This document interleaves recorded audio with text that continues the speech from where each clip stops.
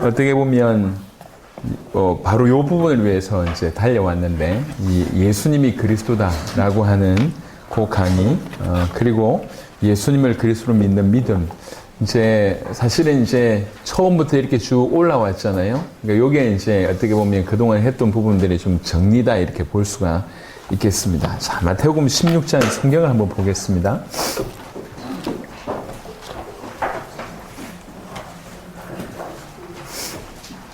마태복음 16장 13절부터 봅니다. 예수께서 빌립보 가이사랴 지방에 이르러 제자들에게 물어 이르시되 사람들이 인자를 누구라 하느냐? 이르되 들으는 세례요한, 들으는 엘리야, 어떤 이는 예레미야나 선지자 중에 하나라 하나이다. 이르시되 너희는 나를 누구라 하느냐? 시몬 베드로가 대답하여 이르되 주는 그리스도시요 살아계신 하나님의 아들이시니이다. 예수께서 대답하여 이르시되 바요나 시몬아 네가 복이 있도다. 이를 너에게 알게 하니는 혈육이 아니요 하늘에 계신 내 아버지 신이라. 또 내가 너에게 이르노니 너는 베드로라. 내가 이 반석 위에 내 교회를 세우리니 음부의 권세가 이기지 못하리라. 내가 천국 열쇠를 너에게 주리니 네가 땅에서 무엇이든지 매면 하늘에서도 매일 것이요 네가 땅에서 무엇이든지 풀면 하늘에서도 풀리리라 하시고, 이에 제자들에게 경고하사 자기가 그리스도인 것을 아무에게도 이르지 말라 하시니라. 아멘. 배경을 조금 언급을 좀 드립니다.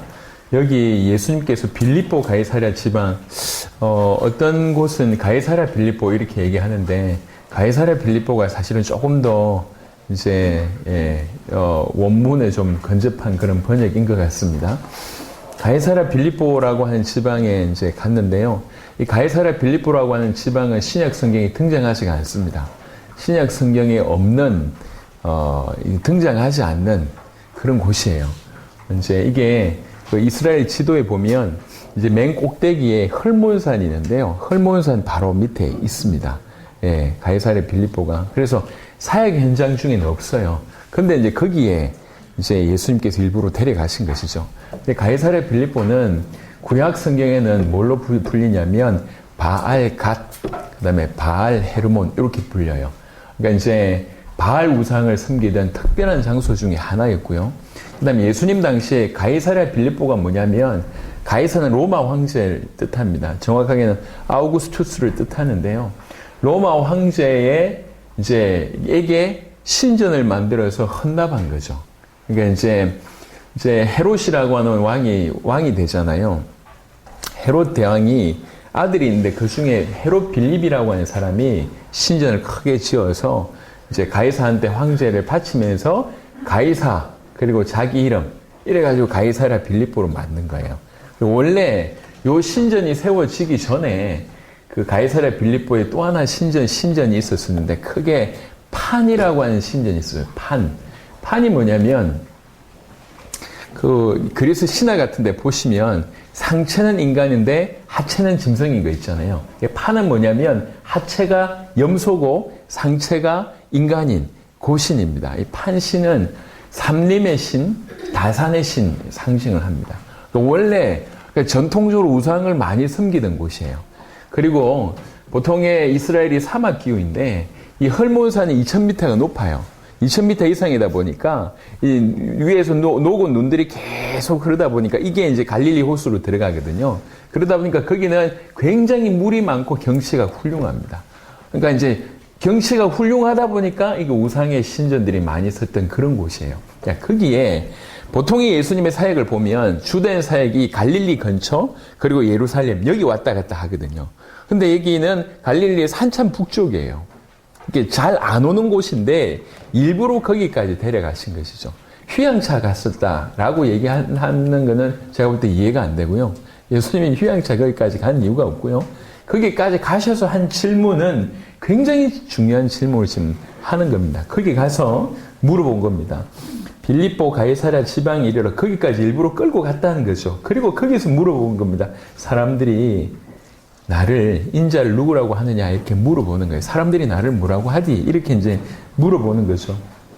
그때 제자들이 이르되 들으는 세례요한, 들으는 엘리야, 어떤 이는 예레미야나 선지자 중에 하나라 하나이다 이렇게 얘기합니다. 왜 그곳까지 가서 질문을 했을까요?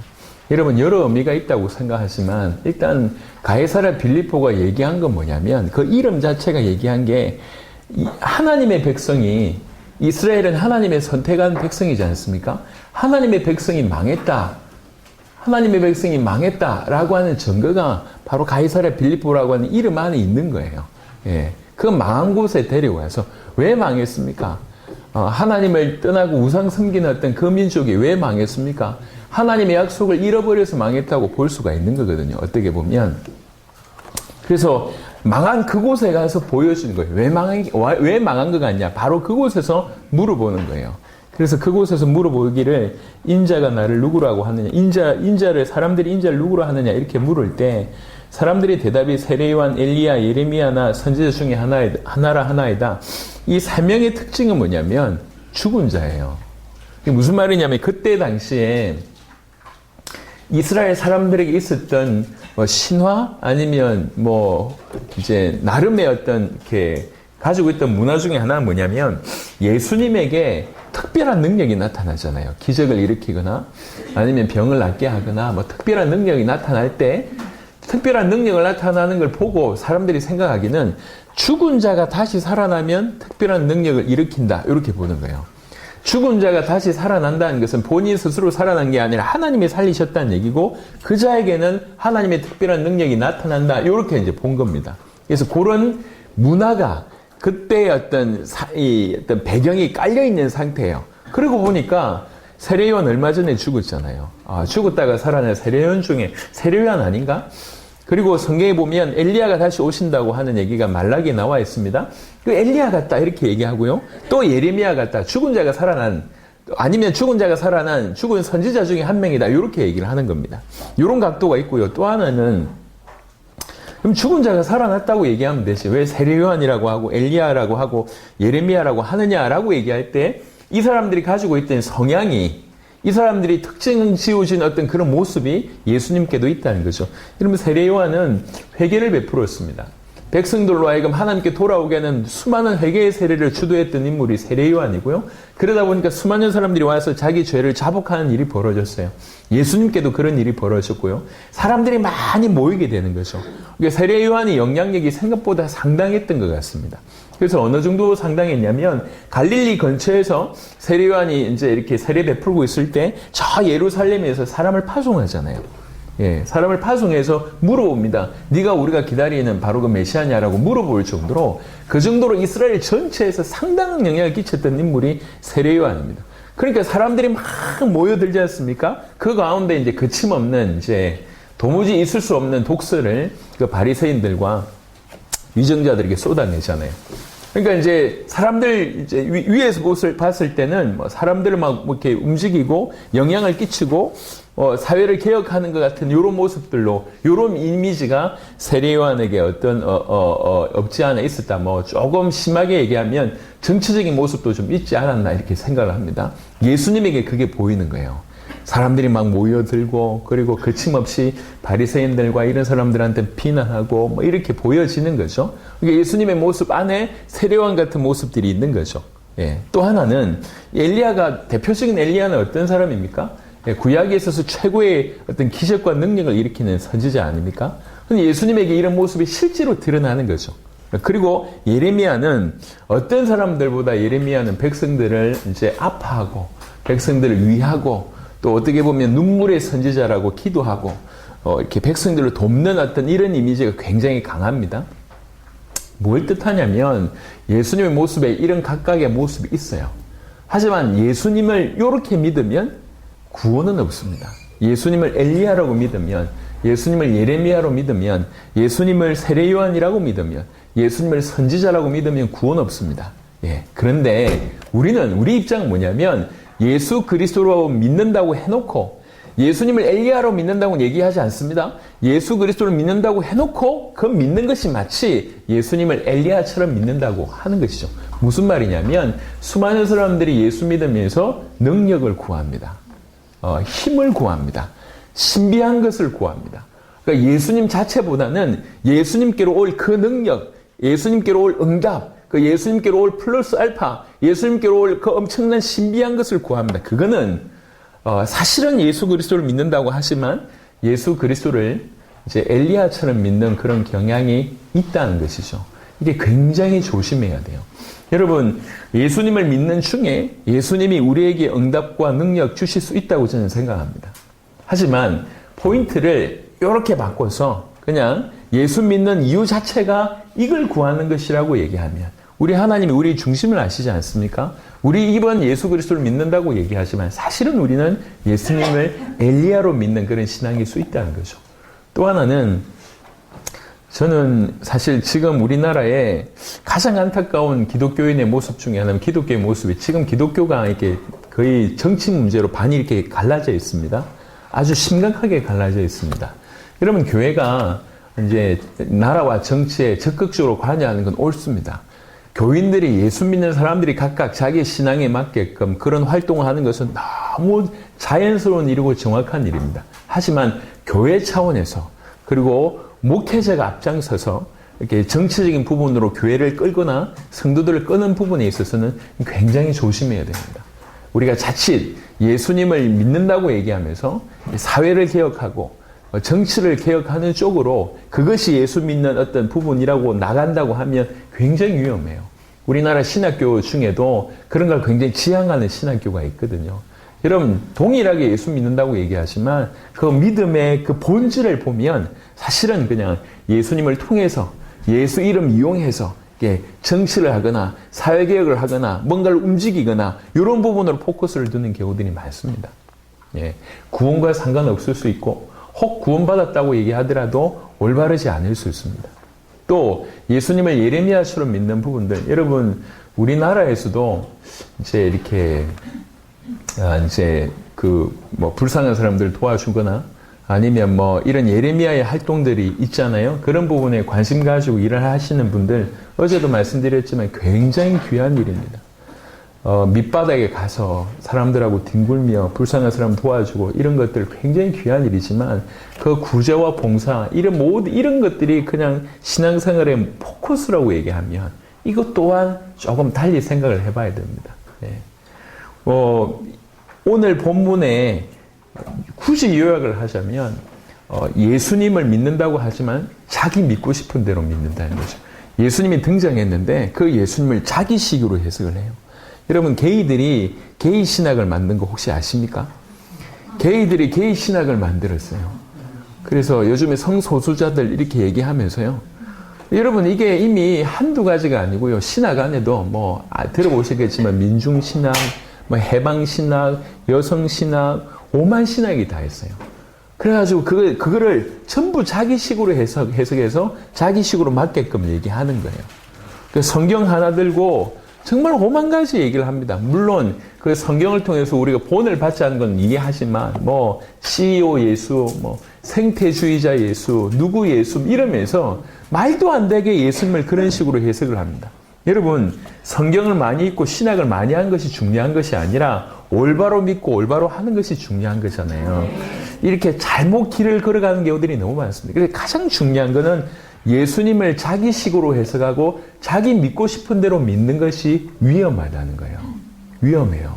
여러분, 우리나라에는 예수라고 하는 이름을 가진 사람들이 없습니다. 잘 없습니다. 조예수, 박예수, 김예수 들어보셨습니까? 잘 없죠. 근데 해외에는 예수라고 하는 이름 굉장히 많습니다. 이번에 엊그제 브라질하고 우리가 축구했잖아요. 브라질의 그 유명한 축구 선수 이름도 지저스의 예수예요. 그들의 발음은 예수라고 발음하지 않고 예수스라고 발음하는데 등에 보면 그냥 지저스예요. 이름이 예수라고 축구 선수 예수. 빵쟁이 예수도 있고요. 어부 예수도 많습니다. 지구상에 예수라고 하는 이름을 쓴 사람들이 엄청 많습니다. 그 예수라고 하는 이름 자체가 대단한 게 아니라고요. 그러니까 그 인물, 그리스도이신 그 예수, 우리는 그분을 믿는 것입니다. 근데 예수님을 믿으면서 자기식으로 믿는 경우들이 굉장히 위험합니다.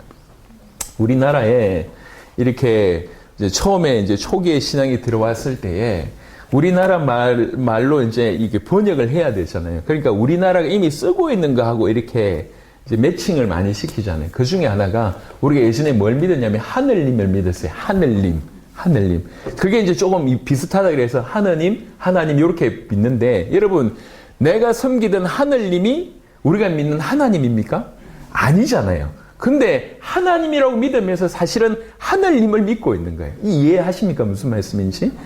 신앙생활을 하면서요, 성경을 통해서 성경에서 말씀하신 하나님을 그대로 받아들이고 그 하나님을 믿어야 되는데 그게 아니고 굉장히 부분적이거나 아니면 내가 생각하고 있는 그런, 제가 지금도 기억이 나는데 제가 대학부 간서했을 때 어떤 대학생이요, 아주 조금 어릴 때부터 좀 귀하게 자란 친구예요. 아버지가 이제 군에서 이제 조금 높은 위치에 있었어요. 그러니까 어릴 때부터 이제 이렇게 군대 형들이 이렇게 잘 보살펴, 그러니까 이제 한편으로는 귀하게 자르고 한편으로는 싸가지 없는 그런 친구였는데, 그러다 보니까 자기 말은 이제 다 이제 받아들여지니까 한 번은 저한테 와서, 귀신은 이렇게 우리 개개인으로 이렇게 그렇게는 활동 안 합니다.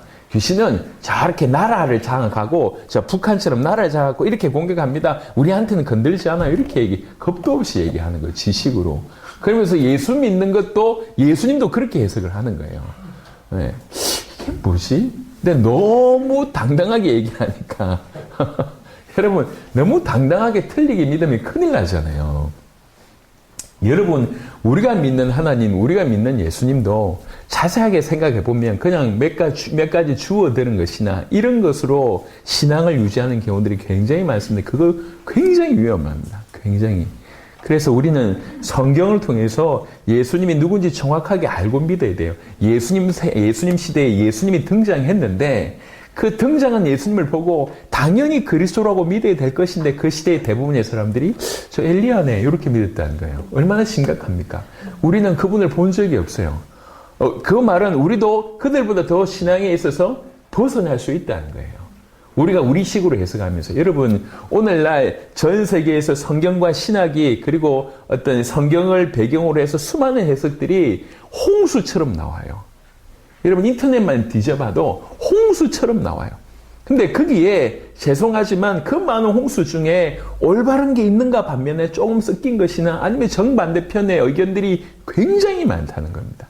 동일한 성경을 들고.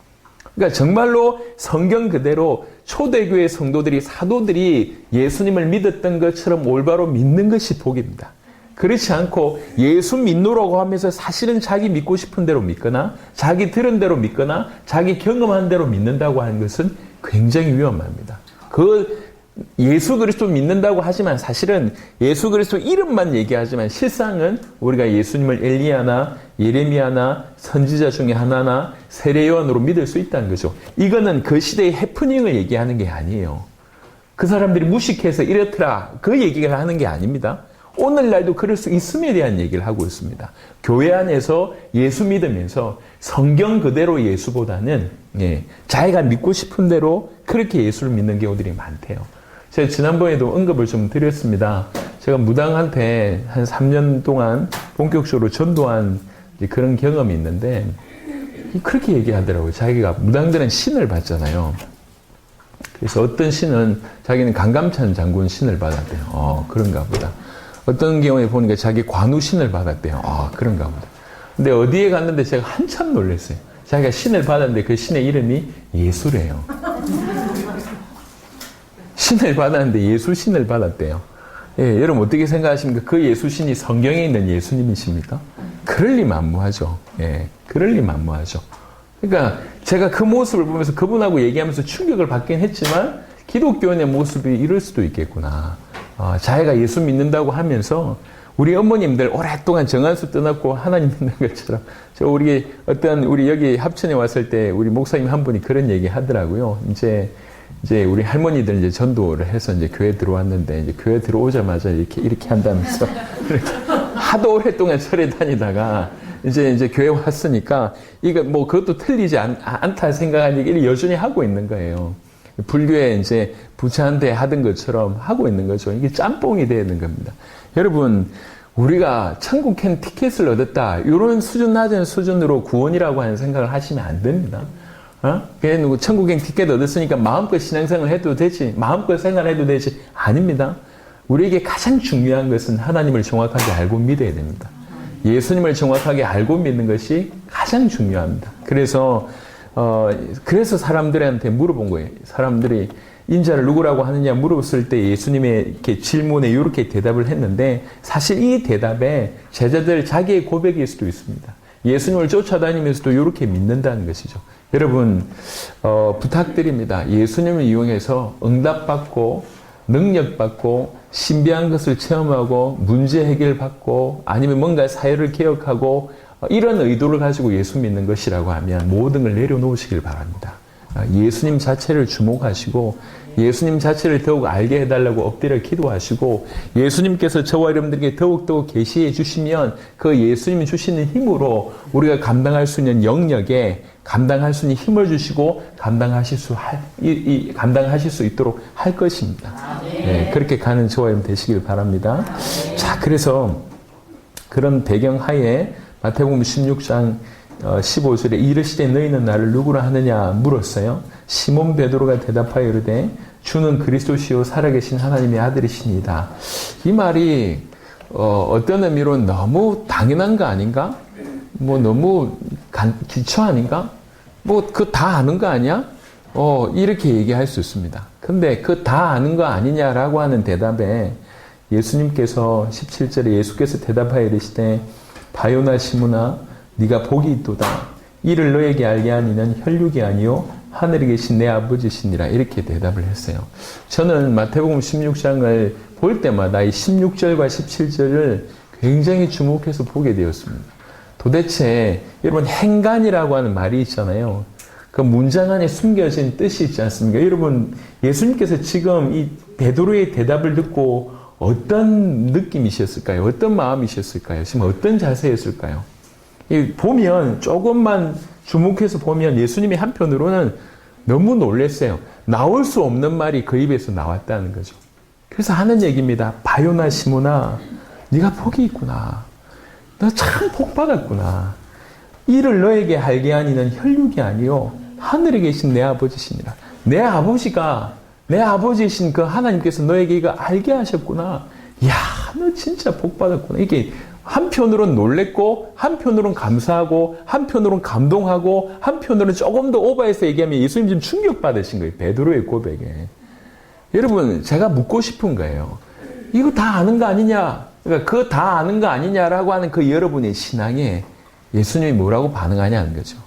과연 베드로처럼 반응할까요? 여러분 이 문장은 한 번만 들으면 아는 문장입니다. 이 문장은 얼마든지 우리가 사용하는 문장입니다. 요한복음 11장 한번 보고 다시 넘어오겠습니다.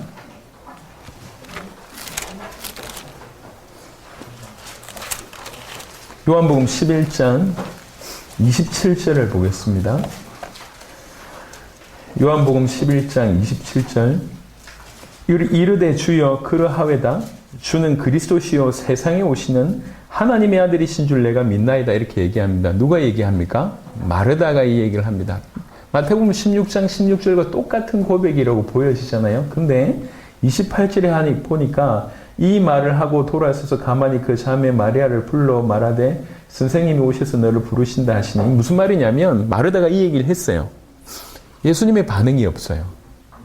예수님이 베드로하고 똑같은 고백을 똑같은 말을 마르다가 하는데 예수님이 이 말에 대해서 전혀 언급 자체를 안 하십니다. 이름 방구 안 하십니다.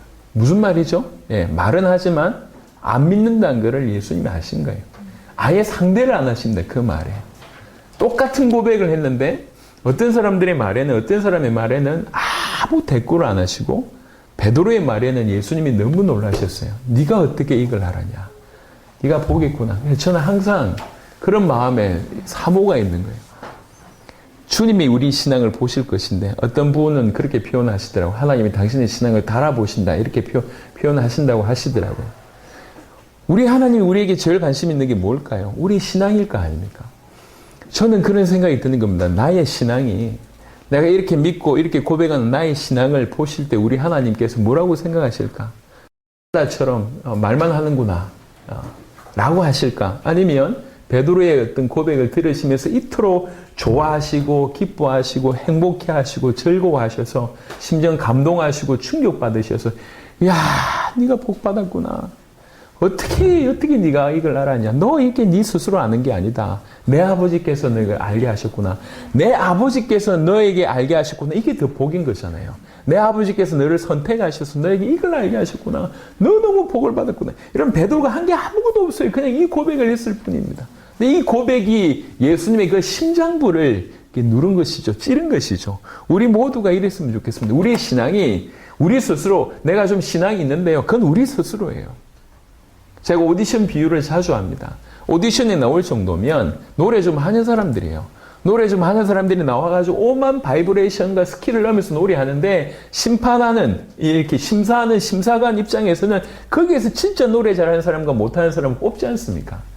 내가 한 노래 하는데요. 이게 문제가 아니에요.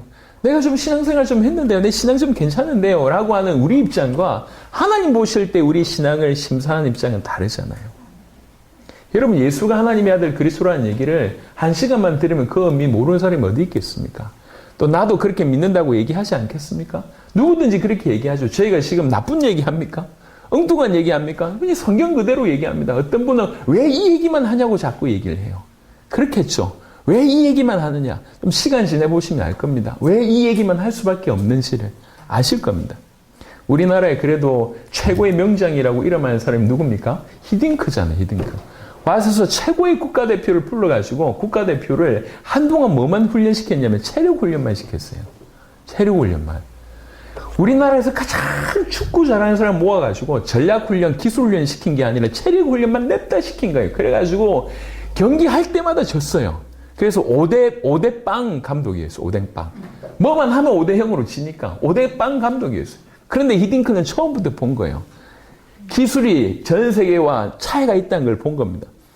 이 기술을 뛰어넘는 것은 시종일관 뛰는 체력밖에 없다고 이렇게 본 거예요. 그래서 체력 훈련을 가장 기술을 잘하는 사람들 모아가지고 계속 체력 훈련만 시킨 겁니다. 그래서 우리나라가 정말 말도 안 되게 월드컵에 나가서 4강 안에 든 거 아닙니까? 예. 그러니까 그때 기자들부터 시작해서 우리나라의 평가가 굉장히 안 좋았습니다. 저 돈 많이 주고 데려왔더니 기껏 한다는 게 체력 훈련 시킨다고? 그러려고 저 감독 뽑았냐면서 비난 일색이었습니다. 근데 월드컵 지나고 나서는 지금까지 명장이라고 떠들고 있잖아요. 어? 말도 안 돼요. 어제도 20년 지났는데 20년 행사에 초청했잖아요. 예. 말도 안 되는 일이 벌어진 정확하게 보고 훈련을 시킨 거예요. 뭐가 필요한 건지. 그래서 그게 대단한 사람 아닙니까? 여러분, 저는 우리 모두가 우리 신앙을 보고 우리의 예수님께서 박수 치면서 이랬으면 좋겠어요. 어떻게 네가 이걸 알았냐? 암만 얘기해도 못 알아듣는 거를 네가 어떻게 이걸 알았냐? 네가 한 게 아니다. 아버지께서 너에게 알게 하셨구나. 베드로의 바로 이 고백이 베드로의 고백이 예수님의 어떤 중심을 시원케 하셨던 것처럼 그런 은혜가 우리 모두에게 있었으면 좋겠습니다. 그래서 예수님이 그리스도라고 하는 것은 예수님이 십자가와 부활로 그리스도의 일을 완성하셨다고 하는 뜻으로 예수님이 십자가와 부활로 사단에서 우리를 건져내신 참된 왕이고 우리의 죄를 해결하신 참 제사장이고 하나님 만난 길을 여신 참 선지자다라고 하는 것이 예수님이 그리스도라는 거죠. 예수님이 나의 왕이며 나의 제사장이며 나의 선지자라고 하는 것이죠. 예수님이 나를 사단에게서 건져내셨고 나의 모든 죄를 해결하셨고 하나님 떠나 죽어있는 우리에게 하나님 만나서 생명을 얻게 하신 바로 그런 분이다라고 하는 고백이 예수님이 그리스도라고 하는 뜻입니다. 그 말은 예수님은 또 확장해보면 우리 인생의 모든 문제에서 우리를 구원하시는 그런 분이다. 이렇게가 예수가 그리스도라고 하는 뜻입니다. 그리고 그리스도이신 그 예수님은 우리가 믿는 그 예수님은 그 그리스도는 하나님의 아들 그리스도이십니다. 아까 유대교의 설명을 제가 말씀을 드렸습니다. 왜 하나님의 아들일 수밖에 없냐면 여러분 그리스도는 우리의 죄의 문제를 해결하셔야 됩니다. 그리스도는 사단에게서 우리를 건져내셔야 됩니다.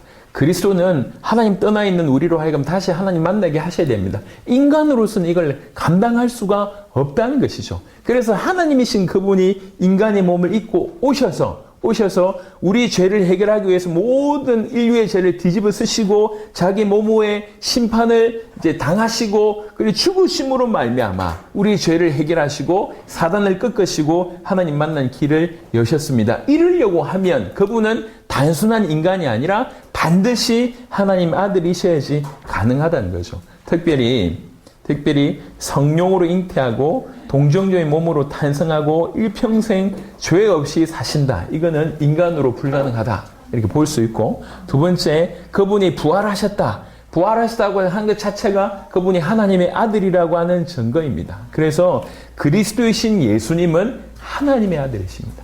예수님은 하나님의 아들 그리스도이십니다. 그래서 예수님이 하나님의 아들 그리스도라고 하는 것이 이것이 성경 전체의 언약의 요약이고 언약의 핵심이고 언약 자체이고요. 복음이라고 말씀을 드릴 수가 있습니다. 여러분 조금 크게 얘기를 좀 해보면 성경 전체가 복음입니까? 복음이죠. 예, 성경이 복음입니다. 성경에서 우리에게 얘기한 게 뭐냐면 우리를 구원하겠다는 거죠. 메시아라고 하는 분이 오셔서 우리를 구원할 거고, 그리고 우리가 구원받은 우리는 죄에서 해방받고 사단의 손아귀에서 빠져나오고, 그리고 다시 하나님을 만나서 이 구원받은 자로 영원한 하나님의 나라, 그걸 기업으로 소유받는다. 이게 우리 주께서 우리에게 허락하신 기쁜 소식이지 않습니까? 근데 예수님이 그리스도라고 하는 이 안에 사실 그분의 존재, 그분의 사역, 그분으로 말미암아 우리에게 주어진 복이 그 안에 다 들어있다는 거예요. 무슨 말이냐? 예수님이 그리스도라고 하는 이것 자체가 예수님이 누군지 존재를 밝힙니다. 그분이 하나님의 아들 그리스도라고 하는 존재를 밝히고, 두 번째, 그분의 사역을 바로 예수님이 그리스도라고 하는 이 안에 그분의 사역이 있다는 거죠. 그분이 사단에게서, 죄에게서 하나님 떠난 모든 문제를 해결하겠다고 하는 그 사역이 이 문장 안에 있다는 얘기고, 또 세 번째로 그 사역뿐만 아니라 우리에게 주어진 축복이 주어지는 것입니다. 사단의 손아귀에서 우리가 해방을 받고 우리 죄가 끝이 나고 우리가 다시 하나님을 만나서 생명을 얻게 됩니다. 이 생명 안에 영원한 하나님의 나라가 포함되어 있는 영원한 생명이라고 얘기할 때 이 예수가 그리스도라고 하는 문장 안에는 그분의 존재, 그분의 사역, 그분으로 말미암아 우리에게 주을 축복, 그러니까 성경 전체가 얘기하는 것이 그 문장 안에 다 들어있다는 겁니다. 그래서 예수님을 그리스도, 이것이 복음이라고 얘기한 겁니다. 딴 게 복음이 아니라, 이 얘기를 하는 것이 아니라 성경 전체가 얘기하고 있는 그 모든 것들이 예수님이 하나님의 아들 그리스도라고 하는 바로 이 정의 안에, 이 진리 안에 다 포함되어 있다는 겁니다. 그분의 존재, 그분의 사역, 그분으로 말미암아 우리에게 주신 그런 모든 축복, 그래서 기쁜 소식, 참 복음이라고 얘기할 수가 있습니다. 그래서 예수님이 그리스도, 이것이 언약이고 이것이 복음입니다. 구약에는 그래서 이 메시아가 오실 것에 대해서 얘기했고, 신약은 그 메시아가 오셨다고 얘기했고 다시 오신다고 얘기합니다. 여러분, 구약, 신약 뭘 뜻합니까? 약속을 얘기해요.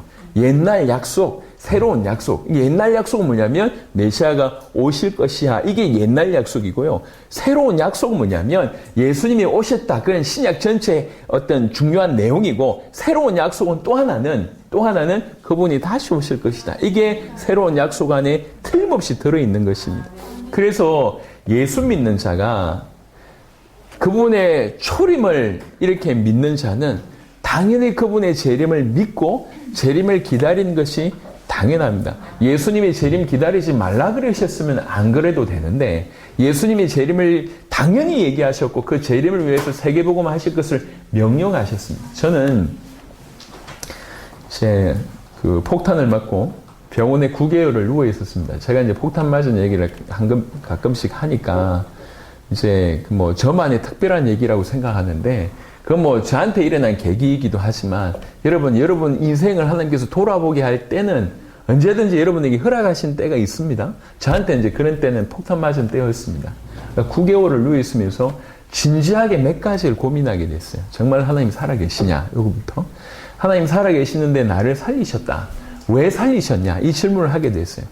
그럼 나는 뭘 위해서 살아야 될까? 이걸 질문하면서 나뿐만 아니라 구원받은 모든 자는 뭘 위해서 살아야 될까를 질문 안 할 수가 없었어요. 그런데 이거를 분명히 성경에 담아두셨잖아요. 여러분, 사복음서가 굉장히 중요한 것은, 사복음서 말 그대로 복음이 뭔지를 설명할 뿐만 아니라 예수님이 뭘 원하시는지가 그 사복음서에 있습니다. 근데 부인할 수 없는 것이, 예수님에게 있어서 가장 중요한 시간은 언제냐면, 공생의 전체가 그렇겠지만 마지막 떠나는 그 순간, 육체를 가지신 그분이 이제 하늘로 올라가신 그 마지막 떠나는 그 순간은 하고 싶은 말 중에 가장 잇깃을 얘기했을 거 아니냐는 거죠. 그러니까 그게 사복음서의 마지막이 부인할 수 없을 정도로 전부 다 모든 민족으로 가서 제자를 삼으라. 만민에게 가서 복음을 전하라.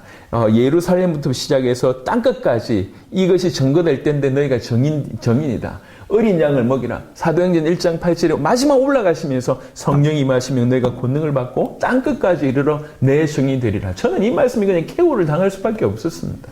주님이 이걸 원하시네. 전 세계에 살기를 원하시네. 그제야 주님 다시 이 땅에 오시는 거구나. 이게 만약에 우리가 이 목적지를 잃어버린다고 하면 신앙생활은 그야말로 참담한 방황입니다. 예. 그냥 예수 믿고 이 땅에서 잘 먹고 잘 살고 내 하는 일마다 잘 되는 그것만이 유일한 것이 되는 것입니다. 여러분, 좋은 마음, 선한 마음으로 사회를 돌아보는 일들 너무 귀합니다. 하지만 이 방향을 놓쳐버린 것은 이거 뭐 불신자하고 다를 바가 뭐가 있냔 말이에요. 좀 선한 종교인들하고 뭐가 다를 바가 있냐는 거죠. 우리가 주님의 다시 오심을 안 기다린다고 하는 것은 내가 그리스도의 신부라고 하는 것 자체에 대한 부인이라고 볼 수가 있습니다. 우리가 그리스도의 신부라고 하면 당연히 신랑 되신 그분을 학수고대하면서 기다리는 것이 옳습니다. 이거는 저 이상한 지금까지 부정적으로 일어났던 저 극단적인 신비주의나 불건전한 그런 종말론주의가 아닙니다. 모든 보수신학이 공통적으로 주장하고 있는 것이 마라나타 신앙입니다. 주 예수여 오시옵소서. 우리 모든 신자들이 그걸 잃어버리면 저는 저를 알아요. 저뿐만 아니라 인간이 얼마나 간사한 줄 압니다. 우리 마음의 절대적인 기준을 여기에 초점 맞추지 않는 이상 전부 다른 것들이 그 자리에 채워집니다. 자기의 생각이나 아니면 자기의 경험이나 자기가 바라는 바가 그 자리에 채워집니다. 저는 오랫동안 그런 걸 경험했어요. 세계복음화를 부르짖었던 수많은 사람들이, 한때 길을 같이 갔던 수많은 사람들이 어느 날 세계복음화를 막 부르짖다가 해석을 이렇게 하더라고. 세계복음화 되려면 교회가 돼야지 세계복음화 유익하지 않겠냐. 그러더니 세계복음화는 이꼬르 교회 부흥이다. 이렇게 공식화시키더라고. 그리고 나서는 그다음부터 교회 부흥만 부르짖어요. 세계복음화는 온데간데 없어 사라지고 그냥 활용할 때만 그걸 갖다 써요. 또 얘기합니다. 세계복음화 되려면 경제가 좀 필요한 거 아니냐. 그러면 우리가 경제를 많이 얻는 것이 세계복음화다. 이렇게 도식화시켜요. 그리고 본격적으로 돈 버는 것이 세계복음화라고 얘기합니다. 맞습니까? 세계복음화는 그냥 구호일 뿐이에요. 전혀 상관없어요. 자기 자녀가 잘 되면 세계복음화에 도움이 되겠다. 그러면서 자녀 성공 이꼬르 세계복음화 이렇게 도식화시키더라고요. 그 다음부터 무조건 자녀 성공이 세계복음화래요. 세계복음화 해놓고 전부 자기 이익이에요. 전부. 제가 그런 사람들 또 그런 부분들을 많이 경험하게 되면서 사람을 지금 비난하는 게 아닙니다. 얼마든지 그럴 수 있구나. 우리가 그 정도로 간사하다는 거죠. 절대적인 우선순위가 뭐에 초점 맞춰 있냐 이게 아니면 조금 시간 지나면 전부 자기 생각대로 갑니다. 또 자기 생각도 일관되냐 그렇지가 않아요. 계속 바뀌어요. 주님이 원하시는 것은 목숨 걸기 싫고 그건 부담되고 다른 것이 계속 그 자리를 차지하는 경우들이 많다는 거죠. 여러분 이게 저의 모습이고 우리의 모습이잖아요. 주님 다시 오심 이것들이 명확하게 규정될 때에 주님이 원하시는 그 일들을 감당할 수 있습니다. 그래서 신약입니다. 신약. 그 안에는 새로운 약속이라는 거죠. 예수님 자체가 새로운 약속입니다. 새로운 약속의 실체입니다. 또 그분이 다시 오신다고 하는 것이 신약에 분명히 언급되어 있습니다. 그래서 주님 재림에 관한 부분이 주님의 초림에 관해서 구약에서 예언한 바보다 훨씬 밀도가 훨씬 높습니다. 신약 전체 25분의 1이 재림에 관해서 언급하고 있습니다. 그러니까 구약에서의 밀도보다 신약에서 주님 다시 오신다고 하는 밀도가 훨씬 높고 주님의 다시 오심을 훨씬 많이 강조했습니다. 구약, 신약 기억하시길 바랍니다. 그래서 예수님을 진실로 그리스도로 믿은 저와 여러분들은 신약, 주님 다시 오심을 동시에 믿으면서 향해서 달려가야 될 것이라고 생각합니다. 자, 우리 마태복음 16장 17절에 본 것처럼 이 복음은 16장 17절에 근거한다고 할 때 아버지께서 알려주셔야지만 가능하다고 볼 수 있습니다. 이게 참 한편으로는 은혜이면서 참 한편으로는 힘든 것 같아요. 저희 교회가 지금까지 인도를 쭉 받고 있으면서 참 많은 일을 했습니다. 많은 일을 했는데도 그래서 제가 어떻든 강단에서 어떻게든 복음을 전하려고 발버둥칩니다. 예. 다른 얘기하고 싶은 유혹 많습니다. 왜 그러냐? 다른 얘기하는 분들이 너무 많고 다른 얘기하는 본문이나 그 해석들이 너무 많아서 성경 조금만 보고 해석한 걸 조금만 참고해도 딴 말 하고 싶은 유혹들이 너무 많습니다. 하지만 사람을 살릴 수 있는 유일한 길이 복음밖에 없다고 믿기 때문에 어찌하든지 계속 복음을 전해왔습니다. 그런데 정말 이 복음에 그런 은혜가 있고 정말 이 복음이 전 세계를 살리겠구나라고 하는 것이 믿어져서 기쁨으로 헌신하는 사람들이 있는가 반면에 오랫동안 다녀도 이 계시는 목회자가 어떻게 할 수가 없어요. 예. 사람이 어떻게 할 수가 있는 수준이 아니에요. 하나님이 알려주셔야 되죠. 그러니까 이게 믿어지지 않는, 이게 계시가 오지 않는 사람들은 왜 자꾸 이 말만 하네요. 예. 왜 자꾸, 그러니까 실제로 전 세계가 이렇게 벌어지고 있으면 이게 우리 힘이 아니라고 하는 것을 인정하면, 야, 이 하나님 역사구나 이렇게 인정을 하면은 이해가 될 건데, 이런 엄청난 것을 보면서도 불구하고 여전히 왜 자꾸 예수님만 얘기하고 예수가 그리스도인 그것만 계속 얘기하냐? 왜 자꾸 반복하냐? 반복이 아닙니다. 성경이 그 얘기를 하고 있습니다. 성경의 기록의 목적이 예수께서 하나님의 아들 그리스도이심을 믿게 하려고 성경이 기록됐다고 얘기하잖아요. 저는 그게 옳다고 생각하고 지금까지 계속 얘기하고 있습니다. 여러분, 그래서 우리가 기도해야 될 것 같습니다. 이건 계시의 영역입니다. 아버지께서 각각을 알게 해주셔야 됩니다. 오늘 이번에도 이 수련회를 통해서, 여러분 수련회를 왜 할까요? 우리가 세력 모으기 위해서 하는 게 아니잖아요. 숫자 모으기 위해서 하는 게 아니지 않습니까? 우리는 왜 하냐면 주님 오실 길을 준비하기 위해서 하는 겁니다. 그건 무슨 말입니까? 이 수련회 중에 한 명이라도 또 참여한 자들이 진짜로 계시가 된다고 하면 그 계시받은 자는 가만히 있지 않습니다. 저는 한 사람의 변화를 통해서 어떤 일이 벌어진지를 세계적으로 봐왔습니다.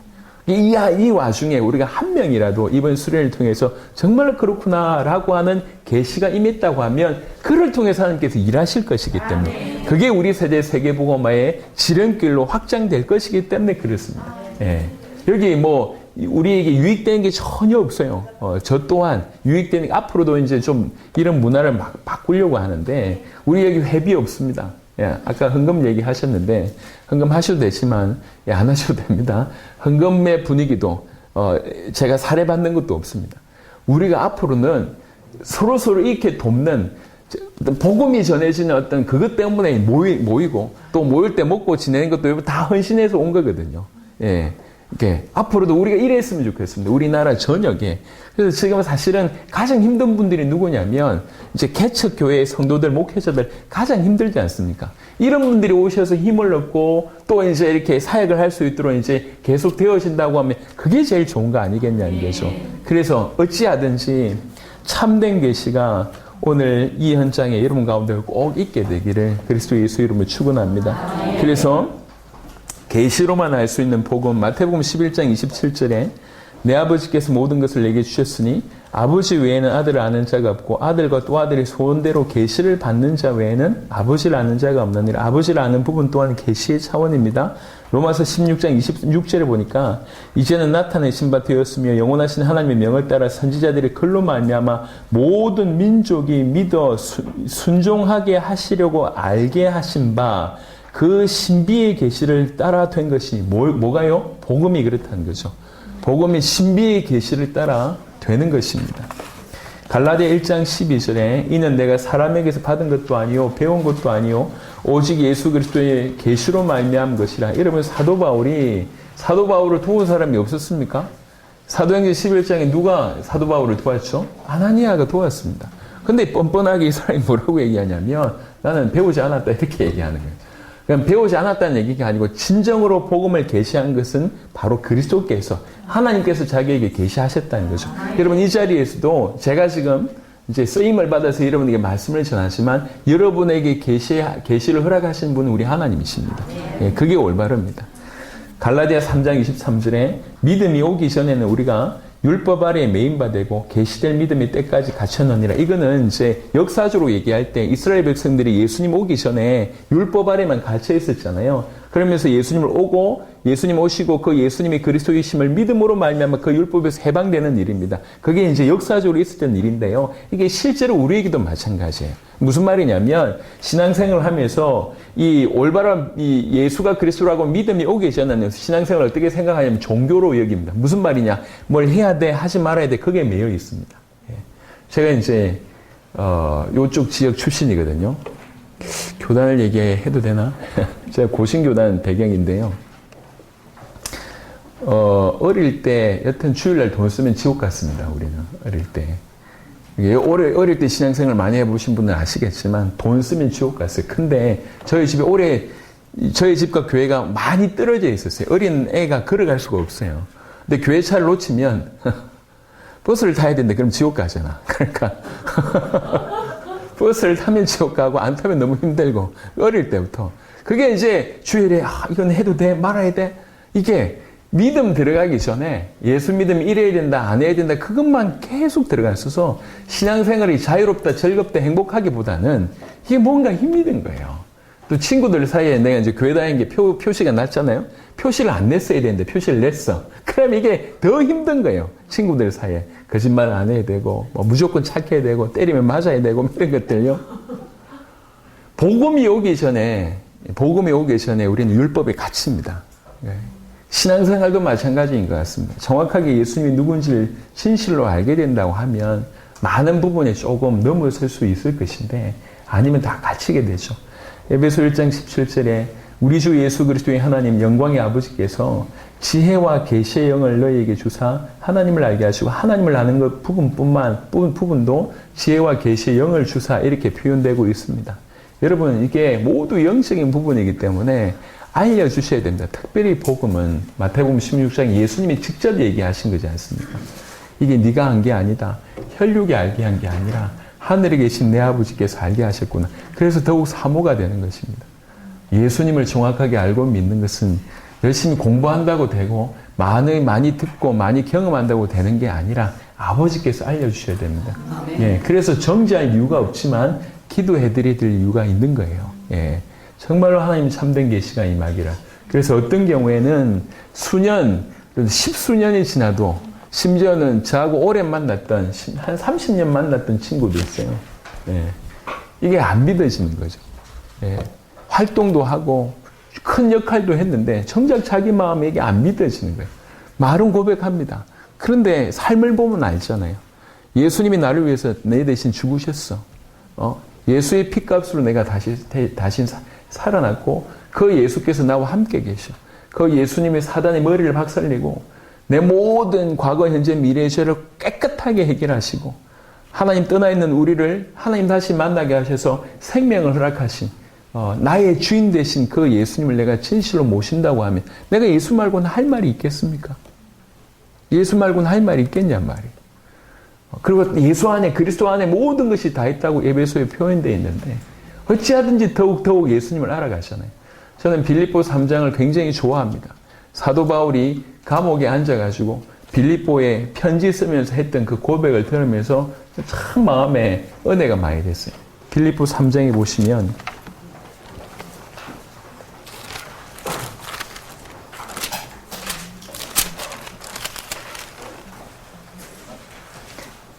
빌립보 3장에 이렇게 되어 있습니다. 10절부터 12절까지 보겠습니다. 내가 그리스도와 그 부활의 권능과 그 고난의 참여함을 알고자 하여 그의 죽으심을 본받아 어떻게 했든지 죽은 자 가운데서 부활에 이르려 하노니 내가 이미 얻었다 함도 아니요 온전히 이루었다 함도 아니라 오직 내가 그리스도 예수께 잡힌 바 된 그것을 잡으려고 달려가노라 이렇게 되어 있습니다. 11절을 보니까 빨리 죽어서 부활에 이루고 싶다는 거예요.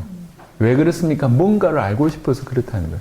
뭔가를 알고 싶은 내용이 뭐냐? 10절에 보니까 내가 그리스도를 알고 싶고 그 부활의 권능을 알고 싶고 그 고난의 참여함을 알고 싶어서 그의 죽으심을 본받아 어떻게든지 죽은 자 가운데서 부활을 이루고 싶다 이렇게 얘기하는 거예요. 우리가 그냥 느껴지는 대로가 맞다고 하면 지금은 여전히 사도 바울은 그리스도에 목마르고 그 부활의 권능에 목마르고 그 고난에 참여함에 볼 수가 있습니다. 여러분 지금 이 빌립보서를 쓸 정도의 수준은 일평생 최고의 복음을 전하다가 최고로 기도하면서 셋째 하늘까지 올라갈 정도로 깊이 기도하던 바로 그분이에요. 지구상에 지금까지 존재했던 그 모든 사람들보다 가장 예수님을 정확하게 올바로 알았고 믿었던, 올바로 전했던, 목숨 걸고 전했던 대표적인 인물이 바울입니다. 그 바울 선생님이 거의 생애 말년에 가서 남긴 글입니다. 내가 여전히 목마르다. 그래서 빨리 죽어서 부활하고 싶다라고 얘기하면서 내가 그리스도를 알고 싶고 부활의 권능을 알고 싶고 그 고난의 참여함을 알고 싶다고 얘기합니다. 제가 한 20년 훨씬 전에 이 본문 앞에 제가 대면하게 됐어요. 바울이 이럴 수밖에 없었던 이유. 저는 사실 바울에게 일어났던 역사는 별로 부럽지 않습니다. 그 사람을 통해서 죽은 자가 살아나고 많은 기적이 벌어진 거에 대해서 이제 부럽지 않는데 저는 뭐가 부럽냐면 저 사람이 저렇게 할 수밖에 없는 그 믿음. 그게 저는 항상 부러웠어요.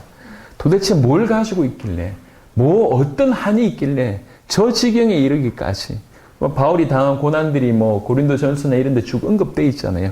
어떻게 저렇게 살 수 있었을까? 어떤 마음이었을까? 이게 항상 부러웠는데 그런 부러운 마음 가운데 묵상하다 보니까 이 본문을 제가 대하게 된 겁니다. 일평생 그리스도에게 초점 맞춰줬구나, 이분은. 그 부활과 그 고난, 그 십자가, 그 부활에 초점 맞춰져 있구나. 그래서 벗어나지 않았구나. 그것을 알고 싶어서 일평생 이렇게 매진해왔구나. 그게 이제 대면되게 돼 있는 거죠. 여러분, 저와 여러분들이 바로 이런 은혜 가운데 있었으면 좋겠습니다.